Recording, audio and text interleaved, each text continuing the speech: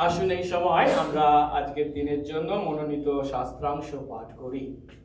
আজকের দিনের জন্য মনোনীত শাস্ত্রাংশ মথি লিখিত সুসমাচার 7 অধ্যায় 7 থেকে 11 পদ। মথি লিখিত সুসমাচার 7 অধ্যায় 7 থেকে 11 পদ। প্রভু তার বাক্যে বলেন, যাচনা করো, তোমাদিগকে দেওয়া যাইবে, অন্বেষণ করো, পাইবে, তারে আঘাত করো, তোমাদের জন্য খুলিয়া দেওয়া যাইবে। কেননা যে কেহ যাচনা করে সে গ্রহণ করে, এবং যে অন্বেষণ করে সে পায়, আর যে আঘাত করে তাহার জন্য খুলিয়া দেওয়া যাইবে। তোমাদের মধ্যে এমন লোক কে যে আপনার পুত্র রুটি চাহিলে তাহাকে পাথর দিবে, কিংবা মাছ চাহিলে তাহাকে সাপ দিবে? অতএব তোমরা মন্দ হইয়াও যদি তোমাদের সন্তানদিগকে উত্তম উত্তম দ্রব্য দান করিতে জানো, তবে ইহা কত অধিক নিশ্চয় যে তোমাদের স্বর্গস্থ পিতা যারা তাহার কাছে যাচনা করে তাহাদিগকে উত্তম উত্তম দ্রব্য দান করিবেন। আমেন। প্রার্থনা করি। পবিত্র মঙ্গলময় স্বর্গস্থ পিতা, তোমার ধন্যবাদ, তোমার প্রশংসা ও তোমার গৌরব করি। তোমার এই অপার অনুগ্রহে তোমার কতিপয় দাস দাসী আজ তোমার চরণতলে আমরা মিলিত হয়েছি। 2026 খ্রিস্টাব্দের প্রথম প্রভুর দিনে তোমার গৃহে। প্রভু, যদিও আমরা সংখ্যায় হয়তো কম আছি, কিন্তু প্রভু তুমি আমাদেরকে যে বিশেষ আশীর্বাদ করেছো তা আমরা উপলব্ধি করছি। এই প্রথম প্রভুর দিনের উপাসনায় মিলিত আমরা তোমার কাছ থেকে যে বাক্য পেতে চলেছি, প্রভু গো, অনুগ্রহ করো সেই বাক্যের অর্থ কেবল উপলব্ধি করা নয়, যেন সেই উপলব্ধি অনুসারে সারাটা জীবন তথা তোমার গৌরবার্থে আমাদের জীবন যেন আমরা যাপন করি। আশীর্বাদ করো। বিশেষ করে প্রভু, বছরের শুরুতে যখন প্রার্থনা সম্বন্ধে তোমার কাছে আমরা শিখতে চলেছি, তুমি কিভাবে আমাদের প্রার্থনার উত্তর দাও তা উপলব্ধি করতে চলেছি। প্রভু, সেই শিক্ষার মূল্য তখনই আমরা আমাদের জীবনে লাভ করব যখন আমরা আরো বেশি প্রার্থনাশীল হয়ে উঠব। দয়া করো, সেই আরো বেশি প্রার্থনাশীল হয়ে উঠতে তুমি কিভাবে আমাদের প্রার্থনার উত্তর দাও তা উপলব্ধি করতে তোমার বাক্যের মাধ্যমে আজ আমাদেরকে আশীর্বাদ করো। তোমার আত্মা দ্বারা বক্তা শ্রোতা উভয়কেই তুমি পরিচালনা দান করো, যেন প্রভু সেই নিগুড় তত্ত্ব আমরা প্রত্যেকে উপলব্ধি করি। সঙ্গে সঙ্গে থাকো, যিশু নামে এই প্রার্থনা চাই। আমেন। আমরা বসবো।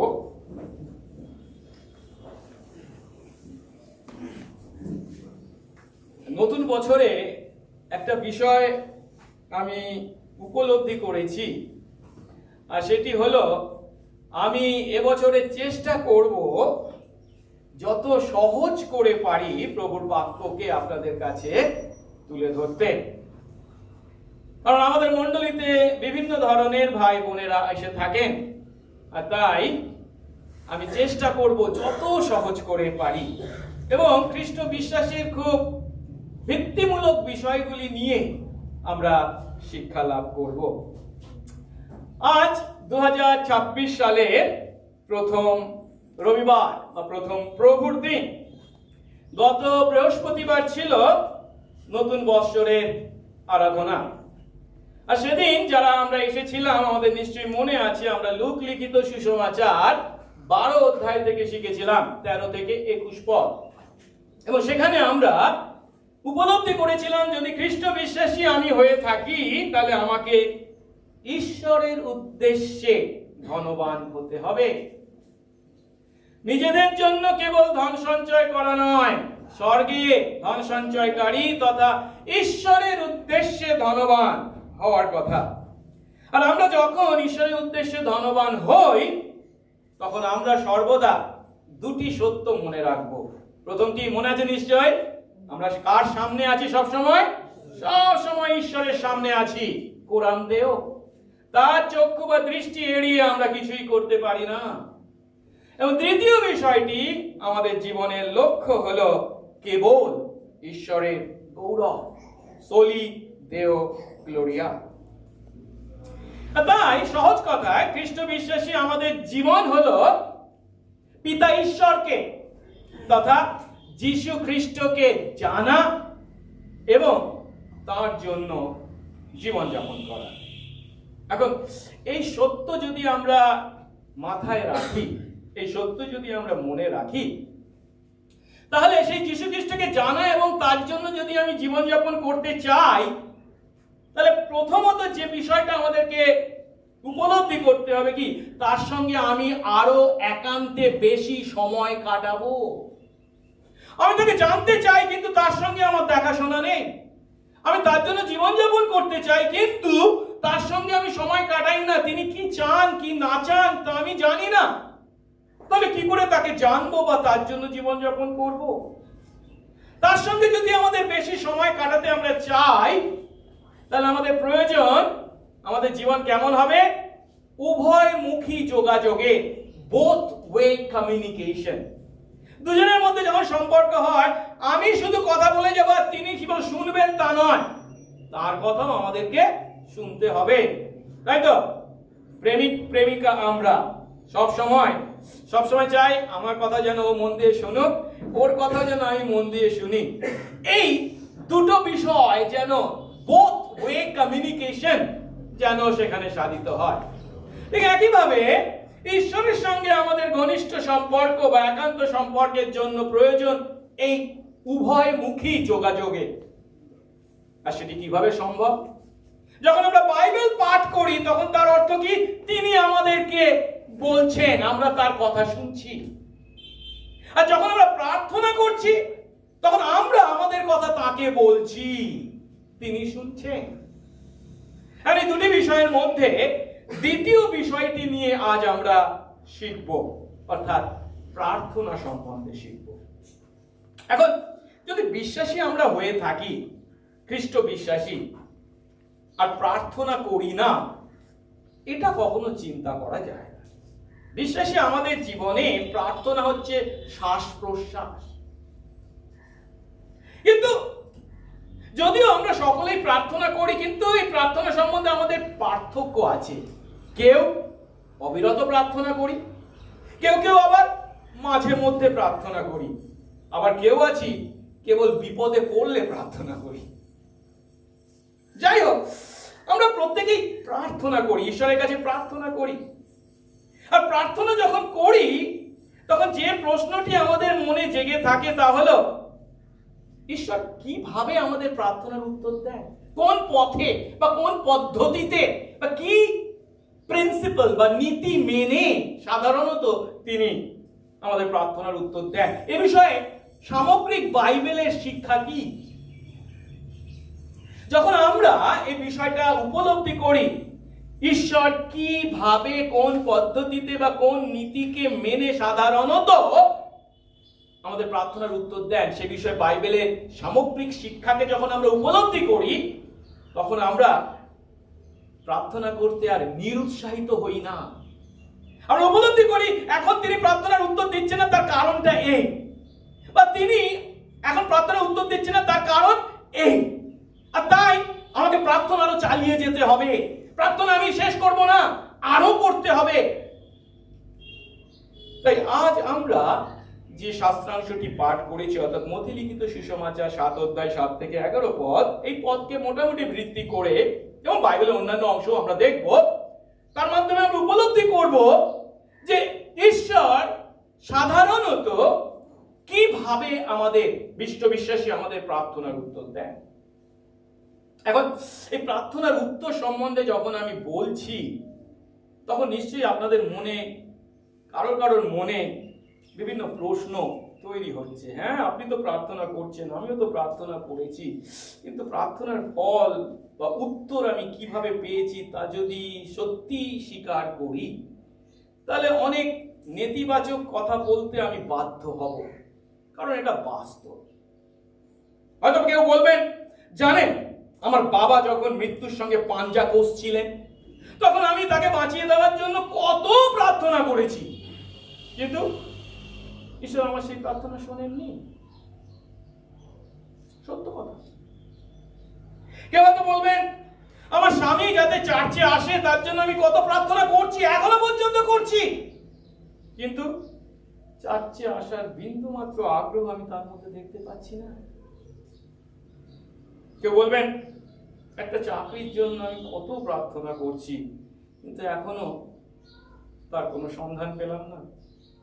কেউ হয়তো বলবেন, আমাদের পরিবারে একটা সন্তানের জন্য কত প্রার্থনা করছি, কিন্তু একের পর এক আমাদের সন্তান নষ্ট হয়ে যাচ্ছে।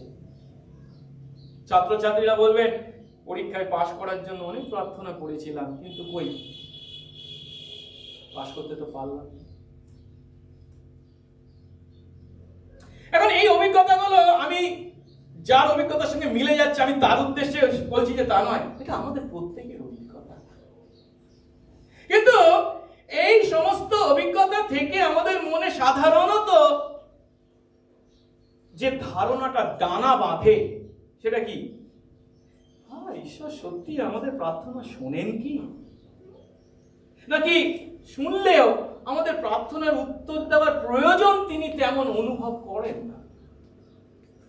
আর এই ধারণা আমাদের মনে যত দৃঢ় হয়, আমরা তত বেশি তার কাছে প্রার্থনা করা থেকে দূরে সরে যাই, বা প্রার্থনায় উপস্থিত হতে তত বেশি অনিচ্ছা প্রদর্শন করি।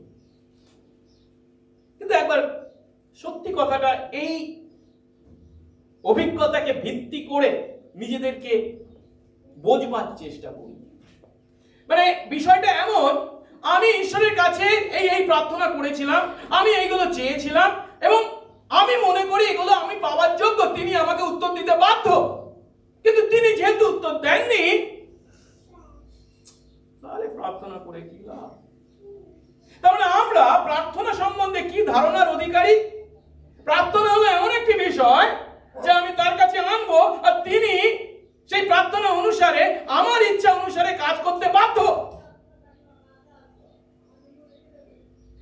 কিন্তু খ্রিস্ট বিশ্বাস বা বাইবেল প্রার্থনা সম্বন্ধে কি এমন শিক্ষা দেয়?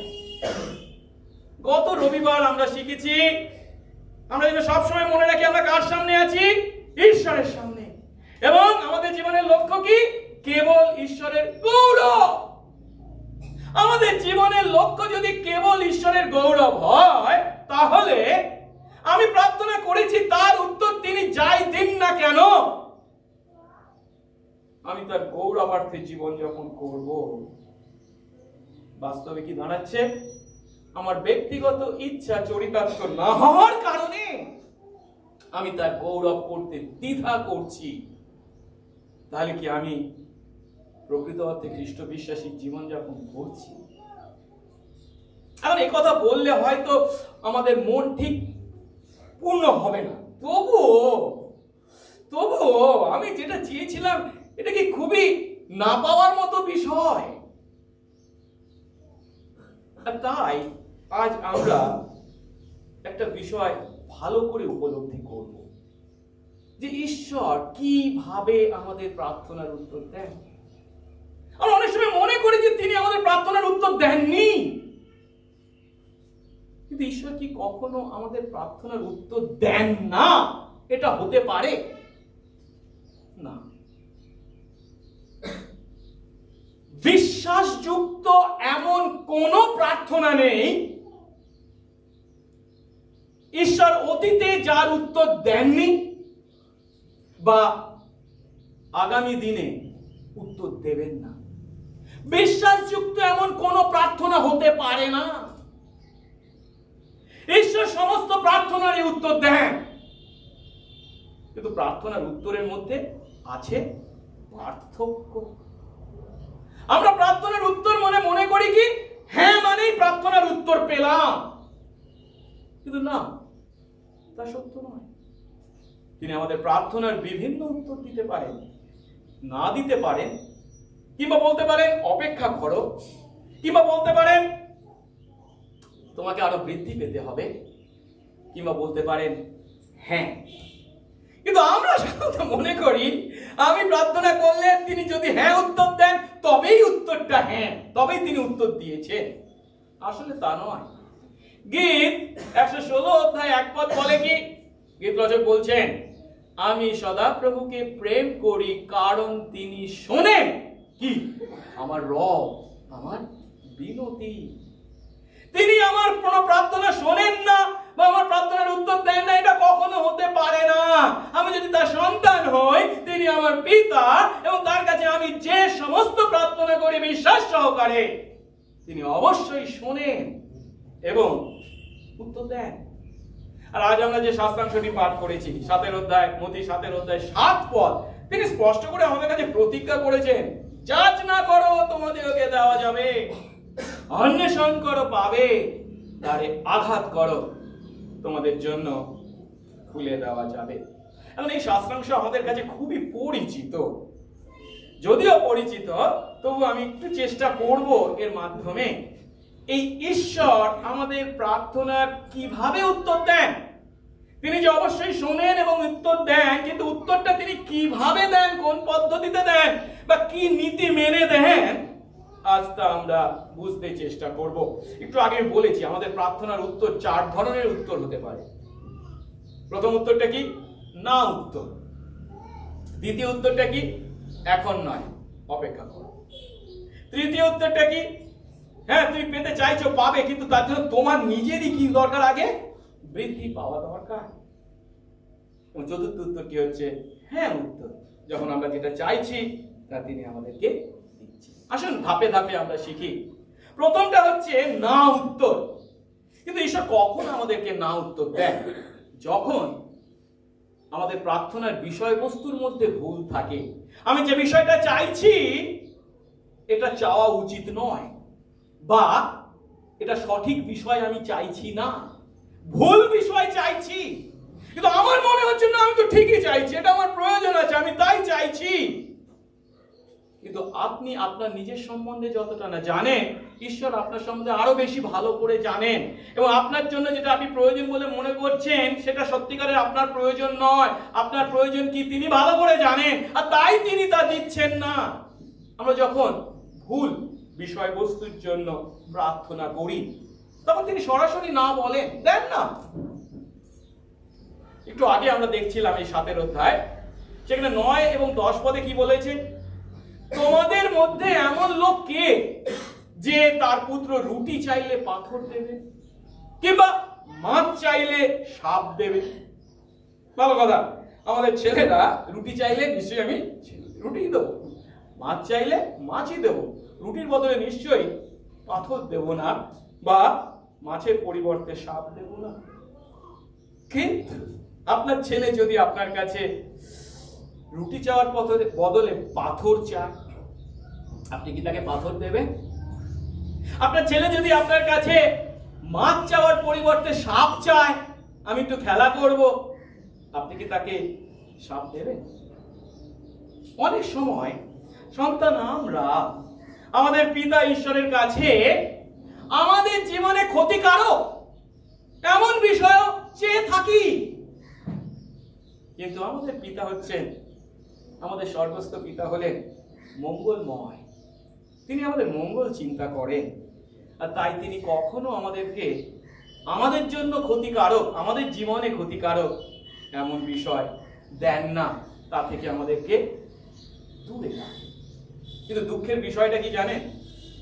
আমরা যদিও ভুল বিষয়ের জন্য প্রার্থনা করছি, তার কাছে চাইছি যেটা আমার জন্য ভালো নয়, তা আমি চাইছি, যেটা আমার কাছে ক্ষতিকারক তা আমি চাইছি, কিন্তু আমি সেটা বুঝি না, আমি সেটা উপলব্ধি করি না। আর তাই আমাদের ক্ষতি করতে পারে এমন বিষয় লাভ করতে বা প্রার্থনার উত্তর পেতে আমরা ঈশ্বরের কাছে বিভিন্ন শর্ত পূরণের কথা বলি। দেখো আমি এই করেছি এইগুলো পাওয়ার জন্য, বা ঈশ্বরকে বলি তুমি তো প্রতিজ্ঞা করেছিলে, তোমার প্রতিজ্ঞার কি হলো? বা আমি এত এত কাজ করেছি কিন্তু তুমি আমাকে দিচ্ছ না। কিন্তু আমাদেরকে একটা বিষয় মনে রাখতে হবে, যখন আমরা এই সমস্ত কথা বলছি তখন একবারও কি আমরা ঈশ্বর কি দাবি করেন সে বিষয়টা চিন্তা করেছি, ঈশ্বরের কি অধিকার সে বিষয়গুলো চিন্তা করছি, ঈশ্বরের গৌরবের কথা চিন্তা করছি, ঈশ্বরের সার্বভৌমত্বের কথা চিন্তা করছি। আমি কে আর তিনি কে, এই পার্থক্যটা আমাদেরকে সবসময় মাথায় রাখতে হবে। আমি চাইছি বলে যে তিনি দিতে বাধ্য এমনটি নয়। তিনি সার্বভৌম ঈশ্বর, আর তিনি তো সার্বভৌমত্বে কি দেবেন কি দেবেন না এটা তার উপর নির্ভর করছে। আমি আমার ঈশ্বরকে আমার ইচ্ছা অনুসারে নিয়ন্ত্রিত করবার যদি চেষ্টা করে থাকি, তিনি বাইবেলের ঈশ্বর নন, আপনার মন গড়া ঈশ্বর। অনেক সময় আমরা আমাদের ক্ষতিকারক এমন বিষয় চাই বা ভুল বিষয় তার কাছে চাই। এখন আপনি বলবেন আমি হয়তো ভালো করে জানি না, বাইবেল হয়তো পড়িনি, তাই আমি হয়তো তাই না। কিন্তু ভালো করে যদি চিন্তা করি, যীশু খ্রিস্টের খুব কাছের মানুষদেরকেও আমরা দেখতে পাই তারা ভুল বিষয় চেয়েছে। আমি কাদের কথা বলছি? তার পার্থিব পরিচর্যা কালে তার খুব ঘনিষ্ঠ ছিল যারা তার শিষ্য। আমরা যাকব এবং যোহনের কথা চিন্তা করতে পারি। একবার একটা ঘটনা ঘটেছিল। তারা এই দুই ভাই শিবদিয়ের দুই পুত্র যিশুর কাছে এসে যিশুকে বলছেন, হে গুরু, আমাদের ইচ্ছা হলো আপনার কাছে আমরা যা যাচনা করব তা আপনি আমাদের জন্য করবেন। যিশু বললেন, ভালো কথা, তা কি তোমাদের বাঞ্ছা বলো ভাই। তারা বলছে, আপনি যখন মহিমান্বিত হবেন তখন একজন আপনার ডান পাশে, আমাদের দুজনের মধ্যে একজন ডান পাশে আর একজন বাঁ পাশে বসবে। যিশু তাদের বলেছিলেন, তোমরা কি যাচনা করছো তা তোমরা জানো না। এটা পাই আমরা মার্ক 10 অধ্যায়। একটু পাঠ করছি। পরে শিবদিয়ের দুই পুত্র যাকব ও যোহন তার কাছে এসে বললেন, হে গুরু, আমাদের বাঞ্ছা এই, আমরা আপনার কাছে যা যাচনা করব আপনি তা আমাদের জন্য করুন। আমরা যা চাইবো আপনাকে তা দিতে হবে। ভালো কথা। তিনি তাদের বললেন, তোমাদের বাঞ্ছা কি? তোমাদের জন্য আমি কি করব? তারা বললেন, আমাদের এই বর দান করুন। আপনি যখন মহিমান্বিত হবেন আমরা একজন আপনার ডান দিকে আর একজন আপনার বাঁ দিকে যেন বসতে পারি। যিশু তাদের বললেন, তোমরা কি যাচনা করছো তা বোঝো না? আমি যে পাত্রে পান করি তাতে কি তোমরা পান করতে পারো? এবং আমি যে বাপ্তিস্মে বাপ্তায়িত হই তাতে কি তোমরা বাপ্তায়িত হতে পারো? আমরা অনেক সময় সেই যোহন এবং যাকবের মতো একই প্রকার ভুল করে থাকি। আমরা বুঝি না আমরা তার কাছে কি চাইছি, আর তখন ঈশ্বর আমাদের সেই প্রার্থনার প্রতি সরাসরি না বলে থাকেন। এখানে যেমন তিনি সরাসরি না বলেছিলেন। শুধু একটা ঘটনা নয়, আর একটা ঘটনার কথাও আমরা চিন্তা করতে পারি। এবারে যিশু গালিল থেকে নিচে নেমে আসছেন জেরুসালেমের উদ্দেশ্যে, কিন্তু পথে তিনি সমরিয়ার একটা নগরের মধ্যে দিয়ে যাচ্ছিলেন, গ্রামের মধ্যে দিয়ে যাচ্ছিলেন। তিনি যাওয়ার আগে সেই গ্রামে তার শিষ্যদেরকে পাঠিয়ে দেন, তার দূতদের পাঠিয়ে দেন। কিন্তু সেই গ্রামের লোকেরা যিশুকে গ্রহণ করেনি। আর তখন এই দুই শিষ্যকে আবার দেখতে পাচ্ছি আমরা, যাকব এবং যোহনকে।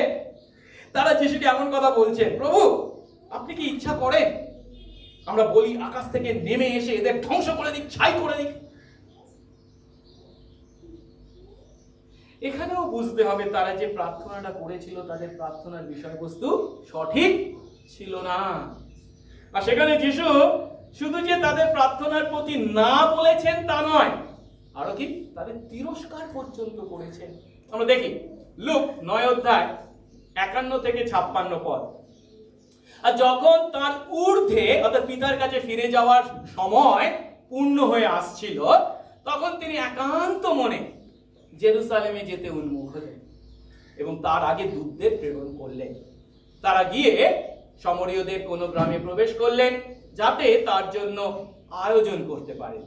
কিন্তু লোকেরা, মানে সমরিয়ার সেই লোকেরা তাকে গ্রহণ করলো না, যিশুকে গ্রহণ করলো না, কারণ তিনি জেরুসালেমে যেতে উন্মুখ ছিলেন। তা দেখে তার শিষ্য যাকব ও যোহন বললেন, প্রভু আপনি কি ইচ্ছা করেন যে এলিও যেমন করেছিলেন? মনে পড়ছে সেই এলিও, দ্বিতীয় রাজাবলী 17 অধ্যায়, যেখানে আকাশ থেকে আগুন নামিয়ে এনেছিলেন ইত্যাদি। তেমনি আমরা বলি আকাশ থেকে আগুন নেমে এসে এদের ছাই করে ফেলুক, কিন্তু তিনি মুখ ফিরিয়ে তাদের ধমক দিলেন, তিরস্কার করলেন আর বললেন, তোমরা কি প্রকার আত্মার লোক তা তোমরা জানো না, কারণ মনুষ্য পুত্র মানুষদের প্রাণ নাশ করতে আসেননি, কিন্তু কি করতে? রক্ষা করতে এসেছেন। আমি আপনি অনেক সময় এই যাকব যোহনের মতো একই প্রার্থনা করি, ভুল করে। বলি না, যারা আমাদেরকে বাধা দিচ্ছে, আমার ব্যক্তিগত স্বার্থ চরিতার্থ হচ্ছে না, তখন কি করি? প্রার্থনাও করে বসি প্রভুর কাছে, প্রভু তুমি ওদেরকে উচিত শিক্ষা দাও, ওদেরকে এই করো ওই করো সেই করো, যেমন এরা বলেছিল আকাশ থেকে আগুন ফেলে। অর্থাৎ সহজ কথায় যিশুর এই দুই শিষ্যের ন্যায় আমরাও একই ভুল করে থাকি। আমরাও ঈশ্বরের কাছে অনেক সময় আত্মকেন্দ্রিক, স্বার্থপর প্রার্থনা করি। বিভিন্ন ভুল বিষয়ে আমরা আমাদের স্বর্গস্থ পিতার কাছে বিনতি করে থাকি। তাকে আমাদের জীবনে আমরা বলি, তুমি আমাদের জীবনে প্রথম ও প্রধান, যদিও কিন্তু আসলে আমরা কি চাই জানেন? আমাদের নিজেদের ব্যক্তিগত ইচ্ছাকে চরিতার্থ করতে, অর্থাৎ স্বার্থ সিদ্ধি করতে আমরা সিদ্ধহস্ত। তাই যখন আমরা তার কাছে প্রার্থনা করছি, কোন বিষয়ের জন্য প্রার্থনা করছি, ভুল বিষয়ে প্রার্থনা করছি না তো, এটা আমাদেরকে মাথায় রাখতে হবে। তাই যখনই আমরা তার কাছে কোনো প্রার্থনা বিনতি করি, তখন আমরা তিনটে প্রশ্ন করব। প্রথম প্রশ্নটি হলো, এই প্রার্থনাটা কি বাইবেলের শিক্ষার বিরোধী? মানে বাইবেলে যে বিষয়ে শিক্ষা দেয়, বাইবেল যে শিক্ষা দেয়, সেই শিক্ষা অনুসারে কি আমি প্রার্থনাটা করছি? বাইবেল কি শিক্ষা দেয়? প্রতিবেশীকে প্রেম করো। বাইবেল কি শিক্ষা দেয়? যারা তোমাদের তাড়না করছে সেই শত্রুদেরকে ভালোবাসো, তাদের জন্য প্রার্থনা করো। কিন্তু আমি কি প্রার্থনা করছি? তুমি তাদের ধ্বংস করো। এটা কি বাইবেলের শিক্ষা অনুসারে? দ্বিতীয় যে প্রশ্নটা আমরা করব যখন আমরা প্রার্থনা করছি, আচ্ছা এই প্রার্থনাটা আত্মকেন্দ্রিক নয় তো, স্বার্থপর নয় তো, আমি আমি আমি। গত নতুন বছরের দিন আমরা শিখেছিলাম সেই বোকা ধনীর ইচ্ছার কথা, নিউ ইয়ার্স রেজলিউশন। আমি আমার প্রাণকে বলবো আনন্দ করো, বহু বছরের জন্য অনেক শস্য সংগ্রহিত, কি করো? আমোদ করো, খানাপিনা করো। আমরা আত্মকেন্দ্রিক প্রার্থনা করছি না তো। দ্বিতীয় এবং তৃতীয় যে বিষয়টি আমরা গত রোববার শিখেছি, কেবল ঈশ্বরের গৌরবের জন্য এই প্রার্থনাটা যেটা করছি, এটা কি ঈশ্বরের গৌরব চেষ্টা আমি করছি এর মাধ্যমে, নাকি আমার ব্যক্তিগত স্বার্থ চেষ্টা কেবল চরিতার্থ করতে চাইছি? কিন্তু অনেক সময় আমরা ভুল করি, বা নতুন বিশ্বাসে আমরা ভুল করি, আমরা বুঝি না এই সমস্ত বিষয়। আমি যেহেতু চাই, এটা যেহেতু আমার প্রয়োজন বলে আমি মনে করি, তাই আমাকে দাও। যখন তিনি তা দেন না, তখন আমাদেরকে কি উপলব্ধি করতে হবে? কোন শিশু যদি বাবাকে বলে, বাবা আমাকে একটু আগুন দাও তো, দেশলাই কাঠিটা দাও তো, আমি একটু খেলা করি, বাবা কি আপনার হাতে তা দেবেন? অবশ্যই নয়। ঠিক একইভাবে আমাদের জীবনে সব থেকে উত্তম বিষয়টা কি আমরা বুঝি না, সেই জ্ঞান বুদ্ধি আমাদের নেই, কিন্তু তিনি জানেন। আমার আপনার জীবনের প্রথম থেকে শেষ সবটাই তার পরিকল্পনার মধ্যে। তিনি দেখতে পাচ্ছেন কখন আপনাকে কি দিতে হবে, উত্তম বিষয়টাই তিনি দেবেন। একটু পরে আমরা যাব, যখন 11 পদে দেখতে পাবো, তিনি কি তোমাদের উত্তম উত্তম দ্রব্য দেবেন না? উত্তম বিষয় তিনি দেন। এবং আমাদেরকে সেই বিশ্বাস যেন দেন, যখন আমরা তার কাছ থেকে না উত্তর পাই, তখন যেন উপলব্ধি করি, আহা এটাই প্রভুর ইচ্ছা, এবং আমি যেটা চেয়েছিলাম সেটা সঠিক বিষয় নয়, তাই তিনি উত্তর দেননি। প্রভু তোমাকে ধন্যবাদ। আমার খুব ভালো লাগে একজনকে, মার্টিন লয়েড জোন্স। তিনি এমন কথা বলেছেন এই শাস্ত্র বাক্যকে ভিত্তি করে তার জীবনের সাক্ষ্য। তিনি বলছেন, আমি আমার প্রভুকে ধন্যবাদ জানাই যে তিনি আমার অনেক প্রার্থনার উত্তর না বলেছেন। আমরা সাধারণত হ্যাঁ বললে তবে ধন্যবাদ জানাই, তাই তো? তিনি বলছেন না, তিনি না বলেছেন বলে আমি ধন্যবাদ দিচ্ছি। কেন? কারণ আমার চিন্তায়, আমার জ্ঞানে, আমার বুদ্ধিতে মনে হয়েছিল ওইটাই আমার কাছে সব থেকে বেশি প্রয়োজন, কিন্তু সেটা আসলে তা ছিল না, তাই তিনি না বলেছেন। আর এখন অনেকদিন পর আমি সেটা উপলব্ধি করতে পারছি কেন তিনি না বলেছেন। আসলে এবার দ্বিতীয় উত্তরটা দেখি। আমি কি বলেছি বা আমরা কি বলছি বা প্রভু বাক্য কি বলছে? না, ঈশ্বর সব সময় আমাদের প্রার্থনার উত্তর দেয়, কিন্তু কখনো সেটা না উত্তর হতে পারে, আবার কখনো কে উত্তর দেয় অপেক্ষা করো, ওয়েট। কিন্তু কখন তিনি বলেন অপেক্ষা করো? যখন যে বিষয়ে আমরা প্রার্থনা করছি সেই বিষয়ের সময় বা কাল নির্ধারণে আমরা ভুল করি। আমি হয়তো মনে করছি এটা আমার এখনই প্রয়োজন, আর তাই যখন এখনই উত্তরটা পাচ্ছি না তখনই বলছি, ভাবছি কি তিনি না উত্তর দিয়ে দিয়েছেন। আসলে তা নয়, তার উত্তর হ্যাঁ হতে চলেছে, কিন্তু আমি যে টাইম টেবিল অনুসারে সেই উত্তরটা চাইছি সেই টাইম টেবিল অনুসারে নয়, তার নিজের টাইম টেবিল অনুসারে নির্দিষ্ট সময়ে, সঠিক সময়ে তিনি সেই উত্তর দেবেন। তার জন্য আমাদের দায়িত্ব কি? বিশ্বাসী আমরা উপলব্ধি করছি, প্রভু না বলছেন না, না বলেছেন যে এমনটি নয়, তিনি আমাকে বলছেন কি এই উত্তর পাওয়ার জন্য আমি যেন অপেক্ষা করি। এখনো সময় আসেনি এর উত্তর পাওয়ার জন্য। কিন্তু দুঃখের বিষয়, আজ আমরা একবিংশ শতাব্দীতে যখন বসবাস করছি, আমাদের জগৎ পূর্বেকার জগতের থেকে অনেক বেশি দ্রুত গতিতে এগিয়ে চলেছে। আর তাই আমরা অপেক্ষা করতে পারি না, আমরা অধৈর্য হয়ে উঠি। আমাদের জীবনের প্রতি এই সত্য আমাদের প্রার্থনা জীবনের প্রতিও একইভাবে কাজ করে। আর তাই আমরা যখন প্রার্থনা করি কোনো বিষয়ের জন্য, ঈশ্বরের কাছে কি চাই? তাৎক্ষণিক উত্তর, ইনস্ট্যান্ট। ইনস্ট্যান্ট ফুডের ন্যায় ইনস্ট্যান্ট অ্যান্সার আমরা চাই প্রভুর কাছ থেকে। কিন্তু প্রভু আমাদেরকে ভালোবাসে, আর তাই তিনি আমাদের জীবনের জন্য কখন তা দেবেন তিনি তার আপন পরিকল্পনা অনুসারে ঠিক সময়ে দেন। এখনো সময় হয়নি, তাই তিনি আমাকে অপেক্ষা করতে বলেন। আমরা বাইবেল থেকে যদি এই বিষয়ে একটা উদাহরণ দেখতে চাই, আমরা যোসেফের কথা চিন্তা করতে পারি। পুরাতন নিয়মে যোসেফের কথা, যার কথা আমরা আদি পুস্তকের অনেকগুলি অধ্যায়ে, আদি পুস্তকের প্রায় 37 অধ্যায় থেকে 50 অধ্যায় পর্যন্ত দেখতে পাই। আমরা জানি ঈশ্বর নিজে এই যোসেফকে স্বপ্ন দেখিয়েছিলেন। যোসেফ যে নিজে নিজে স্বপ্ন দেখতে চেয়েছিল বলে স্বপ্ন দেখেছিল তা নয়, ঈশ্বরই তাকে দেখিয়েছিলেন। কি স্বপ্ন? না, যোসেফ গেছে তার দাদাদের সঙ্গে শস্য খেতে, আঁটি বাঁধতে, দেখা যাচ্ছে দাদাদের আঁটিগুলো তার আঁটিকে প্রণাম করছে।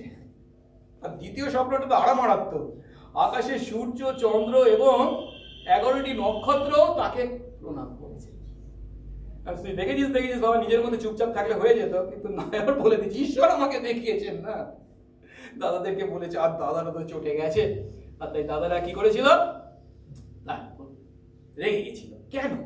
এই যে স্বপ্নটা দেখেছে, স্বপ্নের অর্থ তাদের বুঝতে কিছু অসুবিধা হয়নি। কি? তুই আমাদের উপর রাজা হবি, আমাদের উপর কর্তৃত্ব করবি। আর তাই তার দাদারা বলছে, ও তাই তোর স্বপ্ন দেখা, আমরা দেখাচ্ছি। সেই স্বপ্ন যাতে পূর্ণ না হয়, ঈশ্বর তাকে যে স্বপ্ন দেখিয়েছে সেই স্বপ্ন যাতে পূর্ণ না হয়, তাই তারা তার বিরুদ্ধে শুধু হিংসা নয়, তাকে খুন করবারও চেষ্টা করেছিল। অবশ্য শেষ পর্যন্ত তাকে তারা বিক্রি করে দেয় বিদেশিদের কাছে, এবং মিশরে সে যায়, গিয়ে কৃতদাসের জীবন যাপন করে। শুধু তাই নয়, তার জীবনের মারাত্মক ঘটনা, এমনকি কারাগারে, জেলে পর্যন্ত যায়, তার নিজের পাপের জন্য নয়, সৎ পথে দাঁড়িয়ে থাকার কারণে। কিন্তু সেই স্বপ্ন কে দেখিয়েছিলেন? ঈশ্বর। ঈশ্বর তার স্বপ্নই দেখান আর শেষ করে দেন তা নয়, তার পূর্ণ করেন। তারপরে আমরা দেখতে পাই সেই স্বপ্নের পূর্ণতাকে, যোসেফ মিশরের প্রধানমন্ত্রী হন। শুধু তাই নয়, তারপরে আসবে সেই দুর্ভিক্ষের সময়, যখন তার দাদারা আসবে এসে তাকে প্রণাম পর্যন্ত করবে। কিন্তু একবার চিন্তা করে দেখি, যোসেফের প্রধানমন্ত্রী হওয়ার আগের দিন পর্যন্ত যোসেফ কি প্রার্থনা করেছিল ঈশ্বরের কাছে? যদিও বাইবেলে স্পষ্ট করে উল্লেখ নেই, আমরা নিশ্চয়ই ধরতে পারি কি প্রার্থনা করেছিল। প্রভু, তুমি তো আমাকে সেই স্বপ্ন দেখিয়েছিলে, কিন্তু সেই স্বপ্নের পূর্ণতা কোথায়? প্রভু, তুমি আমাকে আশীর্বাদ করো। আজ কেন আমি এই বিদেশের মাটিতে কৃতদাসের জীবনযাপন করছি? কেন আমি জেলখানায় কয়েদি হয়ে পড়ে আছি? তোমার প্রতিজ্ঞা কোথায়? আর এর জন্য যে আমি দায়ী, আমি যে পাপ করেছি তা তো নয়, বরঞ্চ আমি সৎ পথে দাঁড়িয়ে থাকতে চেষ্টা করেছি, তার এই প্রভু আমার প্রতি দয়া করো। হয়তো কয়েক দশক ধরে প্রার্থনা করার পর যখন সময় উপস্থিত হয়েছিল, ঈশ্বরের সময়, তখন ঈশ্বর সেই প্রার্থনার উত্তর দিয়েছিলেন। সেই প্রার্থনার উত্তর পাওয়ার পর যোসেফ তার দাদাদেরকে কি বলেছিলেন? সেই আদি পুস্তক 50 অধ্যায় 20 পদ যদি দেখি, যোসেফ বলছেন তার দাদাদেরকে, তোমরা আমার বিরুদ্ধে অনিষ্ট, মানে কি, আমার ক্ষতি করার পরিকল্পনা করেছিলে বটে, কিন্তু ঈশ্বর তা মঙ্গলের কল্পনা বা পরিকল্পনা করলেন। আজ যেমন দেখছো, এই রূপে অনেক লোকের প্রাণ রক্ষা করাই তার অভিপ্রায় ছিল। আবার চিন্তা করে দেখি, তার দাদারা যখন তাকে বিক্রি করে দিয়েছে সেই বিদেশিদের কাছে, এসে সে কৃতদাসত্বের জীবনযাপন করছে, তখন কি ঈশ্বরের বিরুদ্ধে তার সেই ক্ষোভ ফেটে পড়া উচিত ছিল না, যা আমরা আপনি করে থাকি? প্রভু, এটা কি করেছো? কেন করেছো? আমার কি দোষ? কিন্তু ঘটনা ঘটে যাওয়ার পর এখন উপলব্ধি করছে কি, সেদিন তুমি আমাকে দাদাদের দ্বারা বিকৃত করেছিলে, কৃতদাসের জীবন দিয়েছিলে, আজ এই দিনের জন্য এই তোমার পরিকল্পনা ছিল। আমরা উত্তর না পেয়ে বলি কি, প্রভু এটা কি করেছো? এত প্রার্থনা করলাম, একটু আগে আমি উদাহরণ দিচ্ছিলাম না, কোথায় তুমি উত্তর দিলে না? কেন দিলে না? তার সন্তান যদি হই, আমরা জানবো আমাদের জন্য তার আছে আরো ভালো উত্তম পরিকল্পনা। সময় তিনি উত্তর দেবেন, তার জন্য আমাদেরকে তিনি অপেক্ষা করতে বলছেন। সহজ কথায়, আমাদের জীবনে সব থেকে উৎকৃষ্ট বিষয়টি কি কেবল তিনি জানেন। আর বাস্তব হলো তার পথ আর আমাদের পথ এক নয়। আমরা শুধু আমাদের জীবনের আগামী হয়তো কয়েকটা বৎসর কেবল দেখতে পাই বা উপলব্ধি করি বা পরিকল্পনা করি মাত্র, কিন্তু তিনি আমাদের আপাদমস্তক, আমাদের জীবনের প্রতিটা দিন, প্রতিটা মুহূর্ত তার পরিকল্পনার মধ্যে রেখেছেন। তাই প্রভু তার বাক্যে বলেন, যিশায়া 55 অধ্যায় 8-9 পদ বলছেন, কারণ সদাপ্রভু বলেন, আমার সংকল্প সকল, তোমাদের সংকল্প সকল এক নয়। তোমাদের পথ ও আমার পথ সকল এক নয়। কারণ ভূতল থেকে, পৃথিবীর তলদেশ থেকে আকাশমণ্ডল যত উঁচু, তোমাদের পথ থেকে আমার পথ, তোমাদের পরিকল্পনা থেকে আমার পরিকল্পনা তত উঁচু। কিন্তু যদি খ্রিস্ট বিশ্বাসী আমরা হয়ে থাকি, আমরা জানি আমাদের পথ থেকে তার পথ যদিও আলাদা, এবং আমাদের সংকল্প বা পরিকল্পনা থেকে তার পরিকল্পনা অনেক উঁচু, কিন্তু আমাদের জন্য তার পরিকল্পনাটা কি? সব সময় মঙ্গলজনক। রোমীয় 8 অধ্যায় 28 পদ বলে, কারণ আমরা জানি যারা ঈশ্বরকে প্রেম করে, যারা তার পরিকল্পনা অনুসারে আহুত, তাদের পক্ষে সকলেই মঙ্গলার্থে একসঙ্গে কাজ করছে। আসলে এই বাক্যকে ভালো করে মাথায় শুধু নয়, হৃদয়ে গেঁথে রাখি। একটু আগে বলছিলাম না, আমার বাবা যখন মৃত্যুর সঙ্গে পাঞ্জা কষছিল, কত প্রার্থনা করলাম, কিন্তু শুনলেন না। না, তিনি শুনেছেন, উত্তরও দিয়েছে, এবং সেটাই হয়তো না সেটাই আমার জন্য মঙ্গল।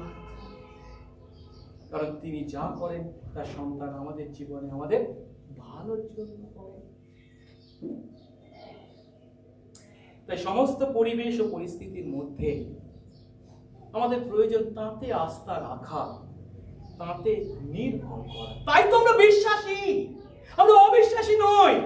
আমরা বিশ্বাসী শুধুমাত্র যা চাইবো তাই পাবো, তাই আমি বিশ্বাস হালেলুয়া প্রেজ দ্য লর্ড করব। আর যা চাইবো পাবো না, তাহলে দেখ তোমাকে দরকার নেই। অবিশ্বাসীর কাজ।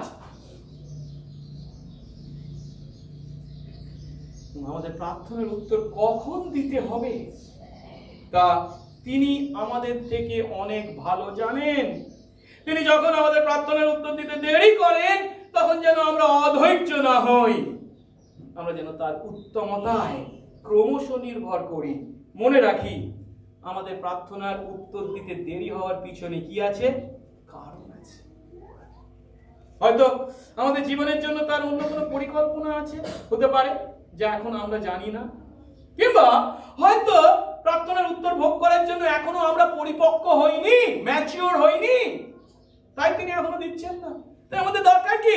ধৈর্যশীল হওয়া এবং তার উপরে আস্থা রাখা। আসুন আমাদের প্রার্থনার প্রতি ঈশ্বরের তৃতীয় উত্তরটিকে চিন্তা করি। তিনি অনেক সময় হয়তো আমাদেরকে বলতে পারেন, তোমার বৃদ্ধি পাওয়ার প্রয়োজন আছে, তোমার পরিপক্ক হওয়ার প্রয়োজন আছে। এবং তিনি তা কখন বলেন? যখন আমাদের নিজেদের মধ্যেই কোনো ভুল থাকে, সমস্যা থাকে। সেই সমস্যা থেকে প্রথমে তিনি আমাদেরকে মুক্ত করতে চান, আত্মিক সমস্যা, তারপর তিনি আমাদেরকে উত্তর দিতে চান। আর তাই তিনি বলছেন কি? তোমার বৃদ্ধি পাওয়ার প্রয়োজন আছে, তোমার পরিপক্ক হওয়ার প্রয়োজন আছে। কিন্তু অনেক সময় তা আমরা উপলব্ধি করি না। যখন আমরা প্রার্থনা করি আর উত্তর পাই না বলে মনে করি, মানে আমি যেটা চাইছিলাম হ্যাঁ উত্তর পাচ্ছি না, তখন আমরা কি করি? ঈশ্বরের উপর আঙুল তুলি। ঈশ্বরের উপর আঙুল তুলে তাকে কি বলি? তিনি বলেছেন, যাচনা করো তোমাদের দেওয়া যাবে, অন্বেষণ করো পাবে, দ্বারে আঘাত করো তোমাদের জন্য দ্বার খুলে দেওয়া যাবে। কিন্তু কই? কিছুই তো হলো না। আসলে তিনি তো আমার প্রার্থনাই শোনেন না, আমার প্রার্থনার উত্তর দিতেও পারেন না বলে আমরা কার উপর আঙুল তুলি? ঈশ্বর। কিন্তু যখন আমি আমার প্রার্থনার হ্যাঁ বাচক উত্তর পাচ্ছি না, তখন ঈশ্বরের উপর আঙ্গুল তোলার পরিবর্তে একবারও কি নিজের প্রতি আমরা আঙ্গুল তুলি? নিজেদের সমস্যাগুলো দেখবার চেষ্টা করি? তখন কি নিজেদেরকে এমন কথা বলি, আমার মধ্যে কি কোনো সমস্যা আছে? আমি যে আমার প্রার্থনার উত্তর পাচ্ছি না, তার জন্য কি আমি নিজে দায়ী? প্রভু আশীর্বাদ করুন। আমরা যখন তার কাছ থেকে হ্যাঁ বাচক উত্তর পাচ্ছি না, তখন যেন নিজের দিকে তাকাই, আত্মসমীক্ষা করি। দাউদ বলছেন তার 66 গীতের 18 পদে, যদি চিত্তে অধর্মের দিকে তাকাতাম, প্রভু শুনতেন না। সহজ কথায়, আমি যদি প্রভুর প্রতি অবাধ্যতার জীবন যাপন করি, আমি যদি প্রভুর আজ্ঞা লঙ্ঘন করি, তাহলে ঈশ্বর আমার প্রার্থনার উত্তর নাও দিতে পারে।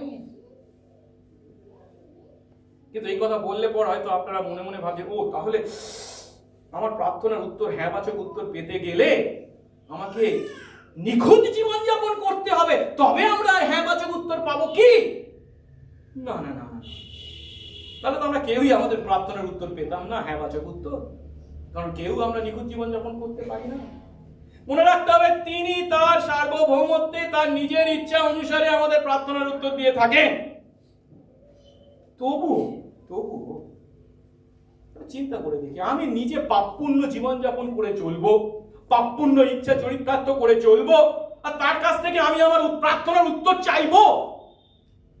এই দুটো কি একসঙ্গে চলতে পারে? হতে পারে? কখনো কখনো হলেও হতে পারে, কিন্তু এটা সাধারণ নিয়ম নয়।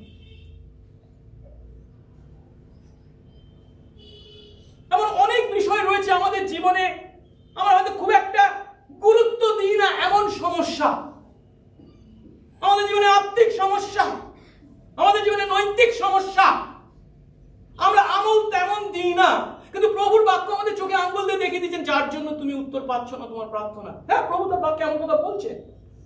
অবাক হয়ে যাব আমরা যখন প্রথম পিতর 3:7 দেখি।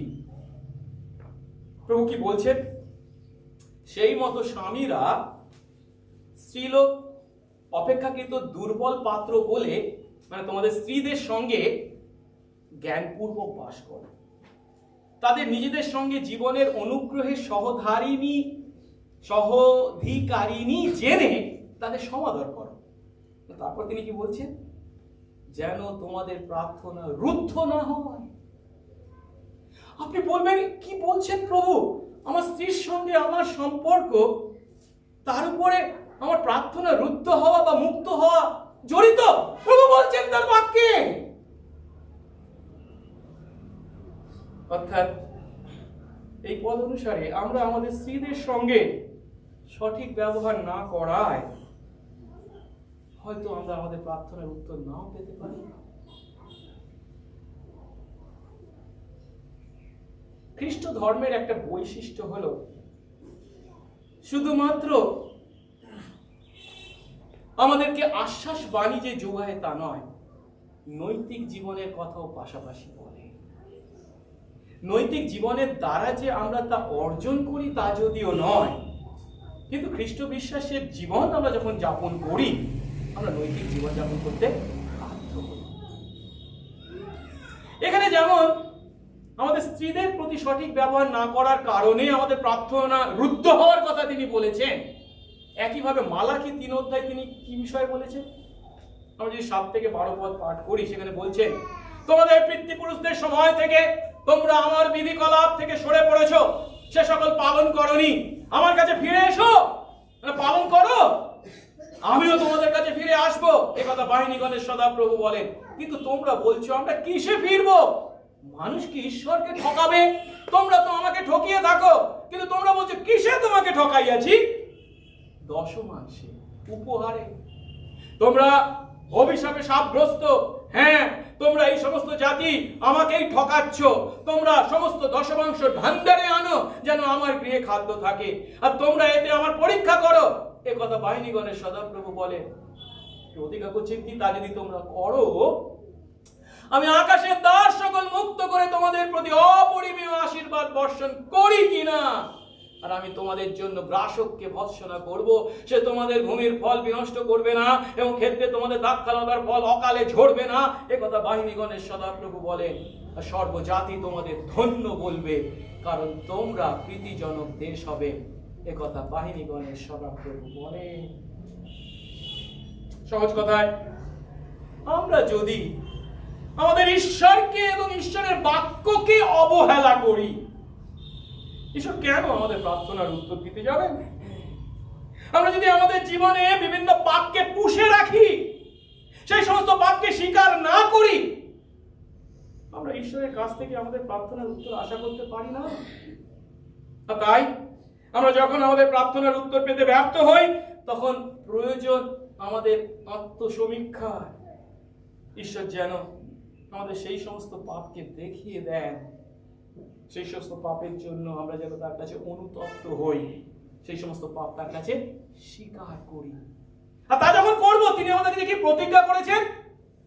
2 বংশাবলী 7:14 তিনি বলছেন, আমার প্রজারা যাদের উপরে আমার নাম কীর্তিত হয়েছে, তারা যদি নম্র হয়ে প্রার্থনা করে। এখানে নম্র হয়ে মানে কি? অনুতপ্ত হয়ে, পাপের জন্য অনুতপ্ত হয়ে প্রার্থনা করে, ও আমার মুখের অন্বেষণ করে, তাদের কুপথ থেকে ফেরে, তিনি বলছেন কি, আমি স্বর্গ থেকে তা শুনবো, তাদের পাপ ক্ষমা করব, তাদের দেশ আরোগ্য। সহজ কথা। আমি যে বিষয়গুলো পেতে চাইছি, প্রভু তা দিতে চান, কিন্তু তার আগে তিনি আপনাকে দেখছেন, আমাকে দেখছেন। আমার আপনার মধ্যে সমস্যা কি রয়েছে?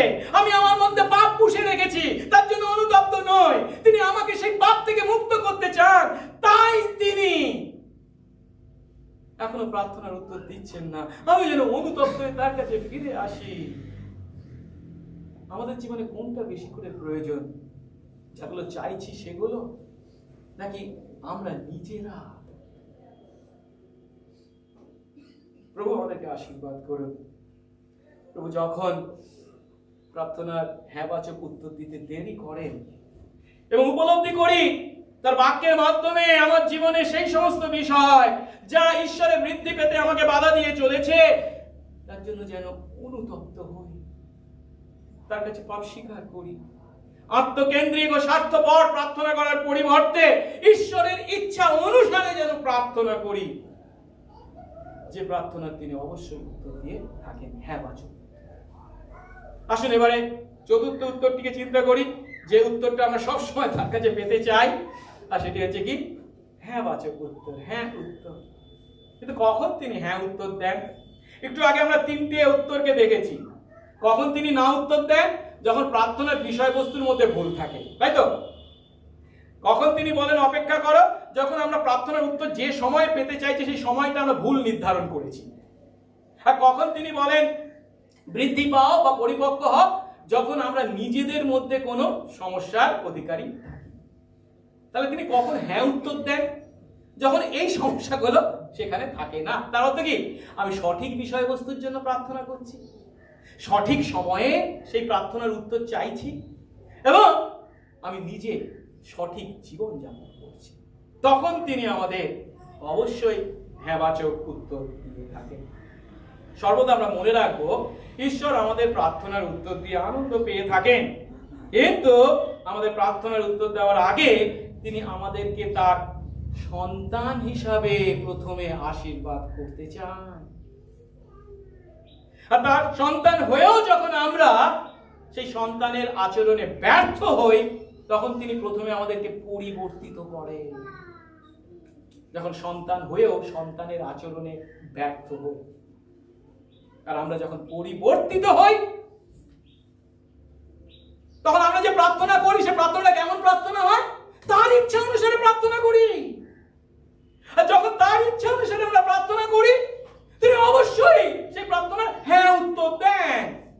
প্রথম যখন 5:14 আর তার উদ্দেশ্যে আমরা এই সাহস পেয়েছি যে যদি তার ইচ্ছা অনুসারে কিছু যাচনা করি তবে তিনি আমাদের যাচনা শোনেন। এখন হয়তো কেউ মনে মনে করবে, তাহলে ব্যাপারটা দাঁড়ালো শেষ পর্যন্ত কি? তিনি তার পরিকল্পনা অনুসারে, তার ইচ্ছা অনুসারে আমাদেরকে প্রার্থনা করতে বলছেন, না যখন যদি তা আমি করি তাহলে পাবো। তার মানে কি আমি যদি তার ইচ্ছা অনুসারে, আমার ইচ্ছা অনুসারে করি, তিনি উত্তর দেবেন না, ইত্যাদি ইত্যাদি ইত্যাদি। হয়তো একটু মনে কেমন কেমন লাগতে পারে, ও সবসময় তার ইচ্ছা অনুসারে করতে হবে। হ্যাঁ, কেন? তার ইচ্ছাটা আমার আপনার জন্য কি? একটু আগে আমরা কি শিখেছি? সব সময় আমাদের মঙ্গলের জন্য। এখন যিনি সব সময় পিতা হিসাবে তার সন্তান আমাদের মঙ্গল কামনা করেন, পিতা হিসেবে তিনি চাইবেন কি তার সন্তান আমরা যেন সঠিক বিষয় যাচনা করি। আমাদের ছেলে মেয়েদের সম্পর্কেও আমরা কি আশা করি তাদের কাছ থেকে? তারা যেগুলো চায় আমাদের কাছে যেন সঠিক বিষয় চায়। সে ছাত্র হিসাবে যেন আমার কাছে কি চায়? ও পড়াশোনাটা ভালোভাবে করতে পারে, তার জন্য একটা বই কিনে দিন বা খাতা কিনে দিন, বা এই পড়াশোনার সঙ্গে সম্পর্কযুক্ত বিষয়গুলো চাই, সেগুলো শুনে কি আমরা আনন্দিত হই। আর সে যদি আমাকে বলে না আমাকে স্মার্টফোন কিনে দিতে হবে, আমরা খুব একটু আনন্দিত হবো কি? তোর এখন কি বয়স হয়েছে?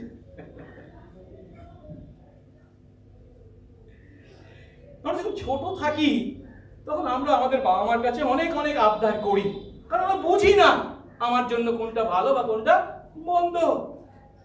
কিন্তু যখন আমরা তাতে বৃদ্ধি পাই, যখন আমরা বড় হই, তখন কিন্তু আমাদের আবদারগুলো শুধু আবদারের জন্য নয়, আমাদের সঠিক প্রয়োজনের জন্য হয়ে থাকে। যারা বাবা মা আছি, আমাদের ছেলে মেয়েদের কথা একবার চিন্তা করতে পারি, তারা আগে কি চাইতো আর এখন বড় হয়ে আমাদের কাছে কি চায়। পার্থক্যটা স্বাভাবিক। তার জন্য প্রয়োজন কি? তাতে বৃদ্ধি পাওয়া। আর তাই যখন আমরা সঠিক আবদার বা যাচনা তার কাছে করি, তিনি আমাদের কাছে কি প্রতিজ্ঞা করেছেন?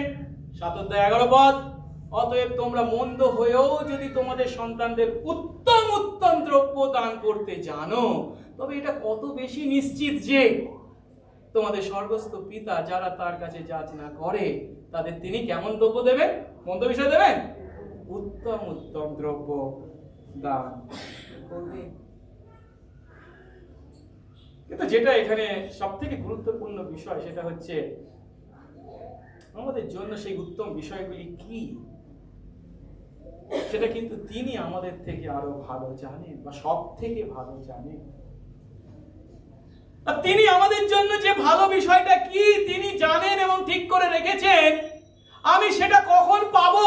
যখন সেই ইচ্ছা অনুসারে প্রার্থনা করব। তার ইচ্ছা অনুসারে প্রার্থনা। প্রভু আমাদেরকে আশীর্বাদ করুন। আমরা যদি বিশ্বাসে বৃদ্ধি পাই তার অর্থ হচ্ছে তার ইচ্ছা অনুসারে আমরা প্রার্থনা করতে শিখছি, তার ইচ্ছা অনুসারে আরো বেশি প্রার্থনা করছি, আমাদের নিজেদের ব্যক্তিগত ইচ্ছা চরিতার্থ নয়, তার ইচ্ছা পূর্ণ করবার জন্য। কিন্তু দুঃখের বিষয় কি জানেন? বিশ্বাসী হওয়া সত্ত্বেও আমাদের ঈশ্বর সম্বন্ধে বিভিন্ন ভুল ধারণা আছে। কিরকম ভুল ধারণা? অনেকে ঈশ্বরকে এটিএম মেশিন হিসেবে চিন্তা করি। এটিএম মেশিনে যদি আমি কার্ড দিই তাহলে কি মেশিন আমাকে কি দেবে? টাকা দেবে। আমি যদি ঈশ্বরের কাছে আমার প্রার্থনার কার্ড ব্যবহার করি তিনি উত্তর দিতে বাধ্য, এমন জ্ঞান করি। আমাদের ঈশ্বর এটিএম মেশিন নয়।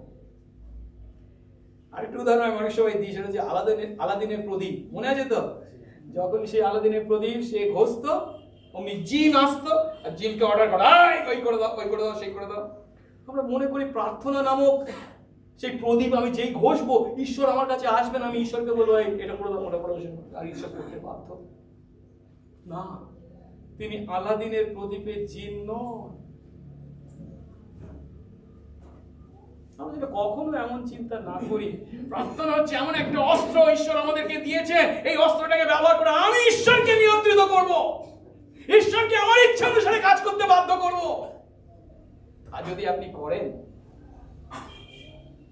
আপনি খ্রিস্ট বিশ্বাস অনুসারে ঈশ্বরের কাছে প্রার্থনা করছেন। কিন্তু খুবই দুঃখের বিষয় আজ বিভিন্ন খ্রিস্টীয় সম্প্রদায়ে এই ভুল চিন্তাটাই সঠিক চিন্তা বলে পরিগণিত হয়েছে। আর তারা তাদের উত্তর পাওয়ার জন্য ঈশ্বরের কাছে আমাদের দাবি মানতে হবে, নইলে গতি ছাড়তে হবে, এমন মনোভাবে প্রার্থনা করছে। প্রার্থনা মানে আমাদের দাবি পূর্ণ করার জন্য তার কাছে জোর জুলুম করা নয়। আমি এত প্রার্থনা করলাম, আমি উপবাস প্রার্থনা করলাম, এতদিন ধরে প্রার্থনা করলাম, কি বিষয়ে প্রার্থনা করছি সেটা কি সঠিক? আমি কখন এর উত্তরটা চাইছি সেটা কি সঠিক সময়? আমি যদিও সেই বিষয়টা চাইছি কিন্তু আমি নিজে কি তার সন্তানের আচরণ করছি? ওগুলো ধার ধারবো না। প্রার্থনা তো অস্ত্র পেয়ে গেছি, এবার অস্ত্রটা আমি যা ইচ্ছা যেমন ইচ্ছা তেমন ব্যবহার করব আমার ইচ্ছা চরিতার্থ করবার জন্য। এটা প্রার্থনা নয়, এটা খ্রিস্টীয় প্রার্থনা নয়। খ্রিস্টীয় প্রার্থনা কি জানেন? খ্রিস্টীয় প্রার্থনা হলো ঈশ্বরের ইচ্ছার কাছে নিজেকে সমর্পণ। তুমি আমার জন্য যে ইচ্ছা ঠিক করে রেখেছো, যে পরিকল্পনা করে রেখেছো, তার জন্য সেই ইচ্ছা গ্রহণ করতে আমি নিজেকে প্রস্তুত করছি, নিজেকে তোমার হাতে সঁপে দিচ্ছি, তোমার ইচ্ছাই পূর্ণ হোক। সহজ কথায় আমাদের জীবনের জন্য তার ইচ্ছাকে গ্রহণ করা এবং তার ইচ্ছাকে সমাদর করা, সম্মান করাই হলো প্রার্থনা। প্রার্থনা হলো কি? ঈশ্বরের কাছে নিজেকে সমাদর। তাই প্রভু আমাদেরকে কেমন প্রার্থনা করতে শিখিয়েছেন? আমার ইচ্ছা নয়, তোমার ইচ্ছা পূর্ণ।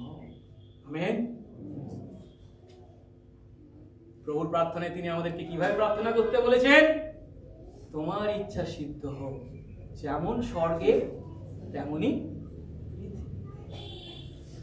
তাই প্রার্থনা হলো ঈশ্বরের ইচ্ছার কাছে নিজেকে সমর্পণ করা, তার ইচ্ছাকে গ্রহণ করা, তার ইচ্ছাকে সম্মান করা। এরপর থেকে যখন আমরা প্রার্থনা করব, চারটে বিষয় মনে রাখবো বা তিনটে বিষয় মনে রাখবো। আমি কি সঠিক বিষয়ের জন্য প্রার্থনা করছি? বাইবেল কি এমন বিষয়ের জন্য আমাদেরকে প্রার্থনা করতে বলে? দ্বিতীয়টি, আমি যে প্রার্থনা করছি উত্তরটা চাইছি, কখন চাইছি উত্তর? আমরা যোহন বাপ্তাইযুগের পিতা মাতার কথা চিন্তা করতে পারি। সখরীয় এবং এলিসাবেথ, তারাও প্রভুর কাছে প্রার্থনা করেছিলেন তাদের যৌবনে, মানে তারা যখন স্বামী স্ত্রী হয়েছিলেন প্রথম, কি আমাদেরকে সন্তান দাও। তারপরে সন্তান যখন দেননি, তারা কি ভেবেছিলেন, ও আমাদের নিঃসন্তান থাকাটাই হয়তো প্রভুর ইচ্ছা, এবং শেষে হয়তো তারা ভুলেও গেছিল। কিন্তু বৃদ্ধ বয়সে একদিন যখন সক্রিয় প্রার্থনা করতে গেছেন, তখন প্রভু ওকে বলছেন কি, তার দূতের দ্বারা, তোমার প্রার্থনা গ্রাহ্য হয়েছে। কি বলছেন? আমার প্রার্থনা, কি প্রার্থনা এমন? না, তোমার সন্তান হবে। কি বলছেন এই বৃদ্ধ বয়সে? মানে সে যে প্রার্থনা করেছিল ভুলে গেছে। কিন্তু প্রভু বলেননি, তার উপযুক্ত সময় তিনি উত্তর দিচ্ছেন। আমাদের ঈশ্বর এমন, তার সেই সময়ের জন্য আমরা অপেক্ষা করব। তৃতীয়ত, আমি যদিও প্রভুর কাছ থেকে চাইছি, কিন্তু প্রভুর সন্তান হিসাবে যে চাওয়ার অধিকার তিনি আমাকে দিয়েছেন, আমি কি সেই সন্তানের জীবনযাপন করছি? বাইবেলে পরিষ্কার ভাবে বিশ্বাসী আমাদের প্রার্থনার প্রতি ঈশ্বর উত্তর দেওয়ার জন্য সরাসরি যদিও প্রতিজ্ঞা করেছেন, কিন্তু অবিশ্বাসীর প্রার্থনার প্রতি উত্তর দিতে তিনি সরাসরি প্রতিজ্ঞা করেননি। তাই যখন আমি তার কাছ থেকে প্রার্থনার উত্তর চাইছি, তখন আমি বিশ্বাসী হিসাবে যেন সেই প্রার্থনা করছি, এটা মনে রাখবো। তার সন্তান হিসাবে যেন প্রার্থনা করি। তা যদি করি, আমি জানবো প্রভু আমার এই প্রার্থনা তোমার ইচ্ছা পূর্ণ করার জন্য, আমার লক্ষ্য তোমার ইচ্ছা অনুসারে যেন প্রার্থনা করতে পারি। প্রভু আমাদেরকে আশীর্বাদ করুন। প্রার্থনা করি। মঙ্গলময় স্বর্গস্থ পিতা, তোমার ধন্যবাদ করি প্রভু গো, বৎসরের শুরুতে আমরা তোমার কাছে প্রার্থনা করবার বিষয় শিখলাম। তুমি কিভাবে আমাদের প্রার্থনার উত্তর দিয়ে থাকো। হ্যাঁ প্রভু, আমরা উপলব্ধি করলাম তুমি বিশ্বাসযুক্ত কোন প্রার্থনার উত্তর দেওনি বা দেবে না বা দিতে পারো না, এমনটি কখনো হতে পারে না। তুমি বিশ্বাসযুক্ত সমস্ত প্রার্থনারই উত্তর দিয়ে থাকো, কিন্তু সেই উত্তর কখনো নাও হতে পারে, কখনো অপেক্ষা করা হতে পারে, কখনো বৃদ্ধি পাওয়া বা পরিপক্ক হওয়া হতে পারে, বা কখনো হ্যাঁ হতে পারে। তা যখন আমরা উপলব্ধি করলাম প্রভু, আমরা যেন প্রার্থনা করার সময় বা যখন আমরা তোমার কাছে বিভিন্ন বিষয়ে প্রার্থনা করি, তখন যেন এই উত্তরগুলির কথা চিন্তা করে তোমাদের বিশ্বাসে বৃদ্ধি পায়। যখন আপেক্ষিক দৃষ্টিতে না বলে মনে হয় তার পিছনে কারণ কি, আমার সেই প্রার্থনার মধ্যে কোনো ভুল আছে কি? যখন আপেক্ষিক ভাবে উত্তর পাচ্ছি না মনে হয়, তখন কি তুমি আমাকে অপেক্ষা করার কথা বলছো? বা উত্তর পাচ্ছি না তার কারণ যে আমি তোমার সন্তানের আচরণ করছি না, তুমি আমাকে আরো তোমার সন্তান করতে চাইছো, তা যেন উপলব্ধি করি। সব সময় যেন তোমার ইচ্ছাকেই সম্মান করি, গ্রহণ করি, আশীর্বাদ করো। যিশু এই প্রার্থনা চাই। আমেন।